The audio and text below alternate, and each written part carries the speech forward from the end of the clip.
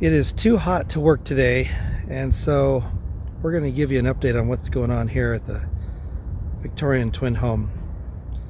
So we went through, it's been a minute since we gave you an update, so it was probably December, January. So we went through the winter, very cold winter. We felt okay about the building being safe since it had a good roof, but we got a little bored, and so we started cleaning out the carriage house, and we turned the carriage house into our workshop so we can start doing things to improve this place.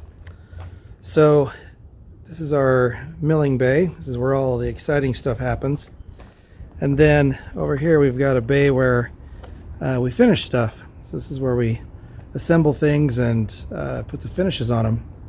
Right now we're working on some cedar shake painting, and then this morning we actually milled some custom trim for the outside that you'll see in a second. So in March we started working on the garden space back here, and we started with putting a fence up in the back, and that was great, except we had a problem when we put it up. And the first, 2 days after we got the fence posts set up, one of the neighbors came by and ripped them out of the ground. Now these were concreted in, and he probably had a seriously sore shoulder after this, but the neighbors here in the townhomes saw this happen, and we know who it is. We filed a complaint with the police, and they have pursued that, but we got the fence put back up. We got the fence posts put back in.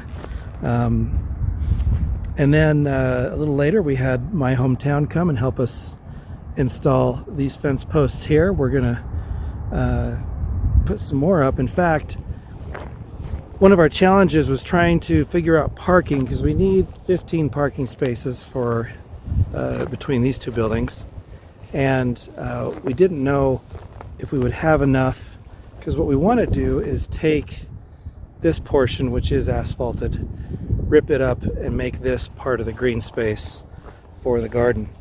Well, we did the measurements and we've got plenty of parking. We estimated we have about 19 or 20 parking spaces that will work between this side and that side of the parking lot.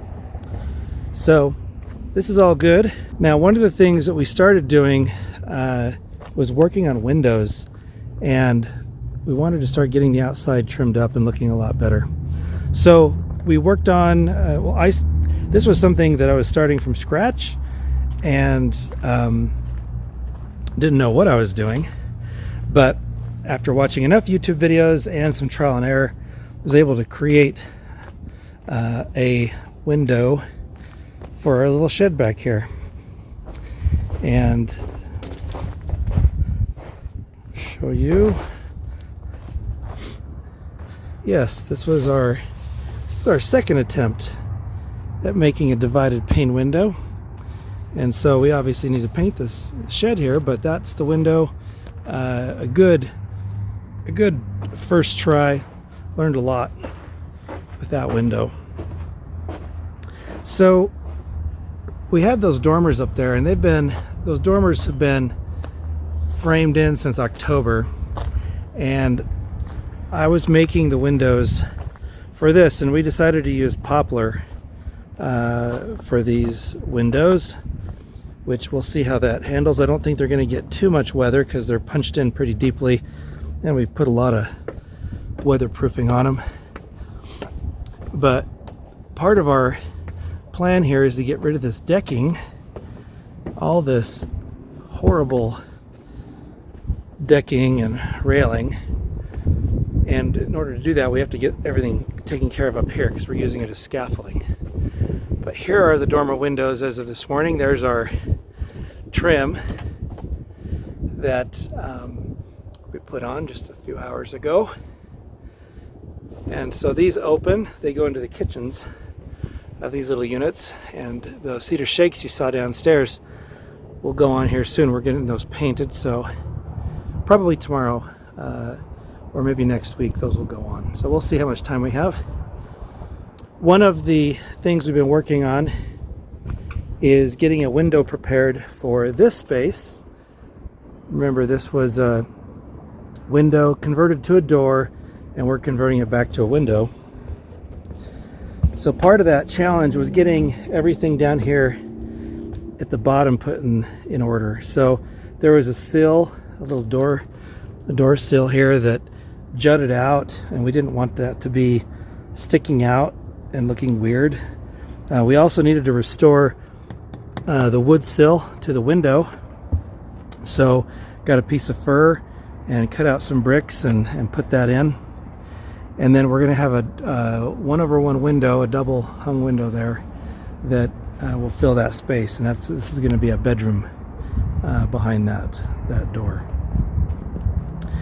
One of the other issues that we've been working on is electrical. And you can see all these lines here in the parking space. We wanted the electrical to come underground. We didn't want it to be overhead. It just seemed like it was a bit of a nuisance. We were going to have to upgrade the meter box. You can see the line comes through the tree here and goes over to that horrible mess over there. So we thought, well, we're going to have to reboot that. Why don't we put it underground? And so I dug a trench back behind the shed and got the asphalt pulled up over there. When Rocky Mountain Power came, they said, nope, you got to drop it off of this pole. And by the way, that transformer isn't big enough to handle your power. So you get to buy a new transformer, which means we have to put in a vault, and we have to do both properties here at the same time. So we dug a trench over there. We've got a new meter box over there. So electrical, we just had the inspection with the city this morning, which was great. We just have a couple little ticky-tacky items to mop up, and then we'll get signed off. And then now we're working on paint colors. If you look up on the top right of that gable there, you see there's kind of a copper color. That's kind of what we're planning on doing for all this cornicing here. It should be copper. Kim and Winnie came over and we tested out paint colors on the front of the building just to kind of get a feel for what it would look like. And I told them that we would not paint the building pink, so that is not happening. Instead, we're going to paint it red, and we will have pink accents. So it'll be a red base, this kind of a cool blue, which also was on that trim you saw in the back, and with pink accents, and we'll have copper up top. So this will be a really cool looking, kind of a moody paint scheme, but will be pretty cool given what this building is. So that's the latest, and we'll get some more updates to you a little later.